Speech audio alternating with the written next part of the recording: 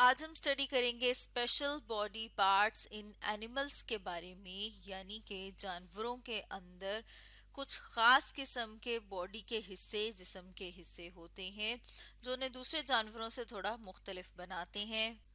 तो हम देख लेते हैं कि एनिमल्स के वो डिफरेंट बॉडी पार्ट्स कौन से होते हैं जो उन्हें दूसरे जानवरों से थोड़ा सा मुख्तलिफ बनाते हैं।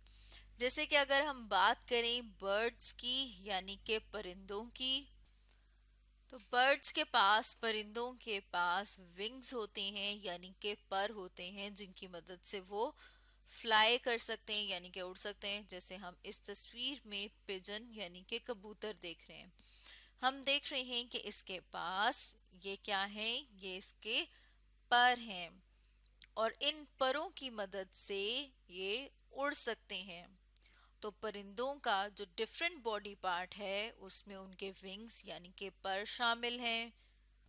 इसके साथ साथ हम देखते हैं कि परिंदों के पास बीक यानी कि चोंच मौजूद होती है। जैसे कि यहाँ पर भी हम देख रहे हैं कि कबूतर के पास चोंच मौजूद है। इसके साथ साथ अगर हम ईगल को देखें यानी कि उकाब को देखें तो हमें यहाँ पर ये पीली सी इसकी चोंच नजर आ रही है, जिसके जरिए से परिंदे क्या करते हैं, वर्म्स यानी कि जो दूसरे कीड़े मकोड़े होते हैं उनको पकड़ते हैं कि वो उसको अपनी खुराक के तौर पर इस्तेमाल करते हैं। इसके अलावा ये मुख्तलिफ दाने खाते हैं, मुख्तलिफ बीज खाते हैं। तो उनको खाने के लिए भी ये जो चोंच है ये क्या करती है, बहुत मदद देती है। यानी चोंच की मदद से ये मुख्तलिफ किस्म के बीज खाते हैं, मुख्तलिफ किस्म के दाने खाते हैं, यानी कि ग्रेन्स खाते हैं। अनाज जो है जैसे गंदुम है, मकई है, इसी तरह से कुछ परिंदे जो हैं वो वर्म्स यानी कीड़े मकोड़े खाते हैं। तो उसके लिए इनकी जो बीक है, जो चोंच है, वो बहुत ज्यादा मदद देती है इन्हें खाना खाने में। अब अगर हम इनके टीथ यानी कि कुछ जानवरों के दांतों की बात करें, और उनमें भी उन जानवरों की जो कि मीट ईटर हैं, यानी कि जो गोश्त खोर जानवर होते हैं, अब अगर हम उनको देखें तो उनके दांत जो है वो लंबे होते हैं, थोड़े शार्प होते हैं, यानी कि नोकीले होंगे। शार्प हम इसको भी कहते हैं कि तेज होंगे, पॉइंटी टीथ होंगे, यानी कि जैसे यहाँ पर भी हम देख रहे हैं कि ये क्या है, नोकीले दांत हैं। हम यहाँ पर शेर को देख रहे हैं और शेर के जो दांत हैं उसमें हम देख रहे हैं कि इसके जो है वो तेज दांत होते हैं, ताकि ये जो जानवर खाएंगे उनका गोश्त खाते हैं तो ये क्या है, उसको कट करने के लिए इनके हम देख रहे हैं नोकीले दांत हैं और तेज दांत हैं।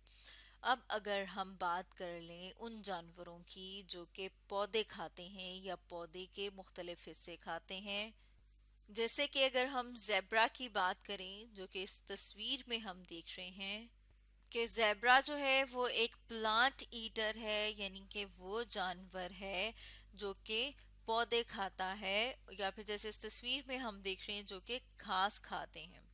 अब अगर इसके दांतों को हम थोड़ा बड़ा करके देखें कि इसके दांत किस तरह के होते हैं, तो इस तस्वीर में हमने दांतों को थोड़ा बड़ा करके देखा है।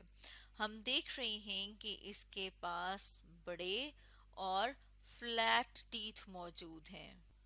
जैसे कि यहाँ पर हम देख रहे हैं कि बड़े बड़े हैं, उस तरह नोकीले नहीं हैं। जैसे अगर हम शेर की बात करें तो शेर के पास इस तरह के नोकीले दांत थे।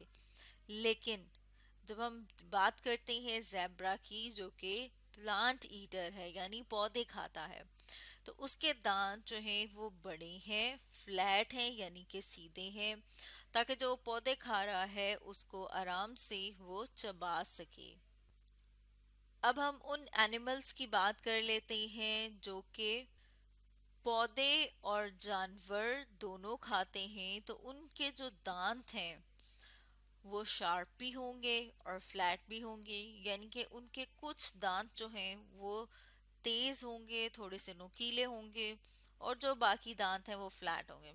जैसे कि अगर हम अपनी बात करें तो हम क्या करते हैं, हम सब्जियां भी खाते हैं, फ्रूट भी खाते हैं, यानी कि हम पौधे भी खा रहे हैं, इसके अलावा हम गोश्त भी खाते हैं। तो गोश्त जो है वो किसका होता है, एनिमल्स का यानी कि जानवरों का।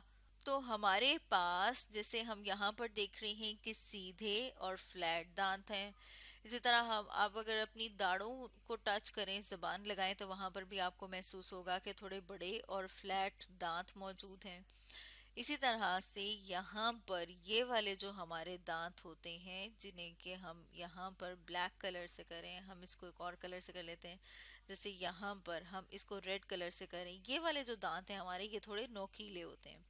अब ये जो नोकीले दांत हैं ये किन में मौजूद थे? उनमें जो कि गोश्त खोर हैं, क्योंकि हम गोश्त भी खाते हैं, हम पौधे भी खाते हैं, तो इसलिए हमारे पास नोकीले दांत भी मौजूद है और हमारे पास फ्लैट दांत भी मौजूद हैं। आज हमने डिस्कस किया special body parts in animals के बारे में।